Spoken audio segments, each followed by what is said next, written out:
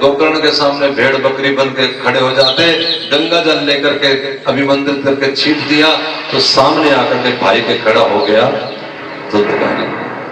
उसने कहा भैया मेरा उद्धार कर दो।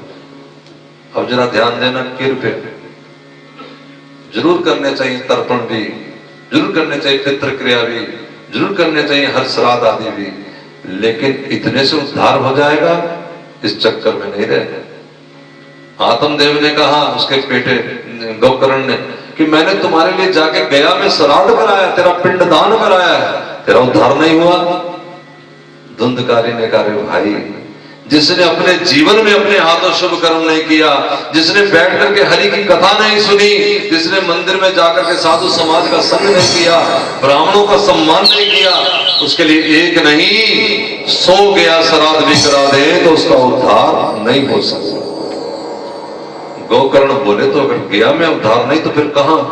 सूर्य उपासक थे गोकर्ण, सूर्य भगवान से निवेदन किया, सूर्य भगवान ने इनको बताया आकाशवाणी के माध्यम से कि इसके लिए भागवत कथा का श्रवण करवाया जाए, शुभ कर्म किया जाए। इसी तरह एक सुंदर मंडप सजा करके गोकर्ण जी व्यासपीठ पे बैठ करके गांव वालों को बुला करके और सुनाने लगे हैं कथा। 7 दिन हो गए, जरा ध्यान दें, अब सब कुछ हो गया लेकिन धुंधकारी का उद्धार नहीं हुआ। क्यों नहीं हुआ उद्धार भाई? सूर्य भगवान से पूछा, सूर्य भगवान बोले इसने कथा ही नहीं सुनी। क्यों नहीं सुनी रे भाई तूने, तेरे इतना सब कुछ किया? वो बोला मैं वायु रूप हूं, मैं कैसे बैठता, मुझे जगह नहीं मिली। ठीक है, एक बांस गड़वा देते हैं उसमें बैठ जाओ।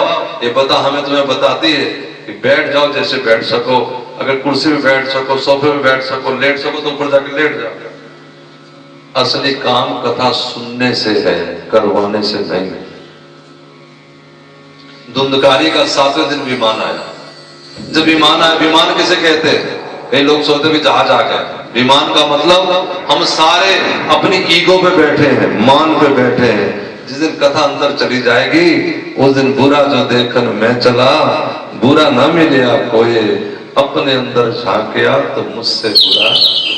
जिस दिन ये स्थिति आ जाएगी उस दिन कहा कबीरा मन निर्मल भया, जैसे गंगा नीर पाचे पाचे हरि फिरे, कहत कबीर कबीर। हम अपने मान से नीचे आ जाए, हम अहंकार से नीचे आ जाए, अपनी अकड़ से नीचे आ जाए। छोटा बच्चा अकड़ दिखाता है। कहा किसके लिए विमान लाए तो गांव वालों के लिए क्यों नहीं?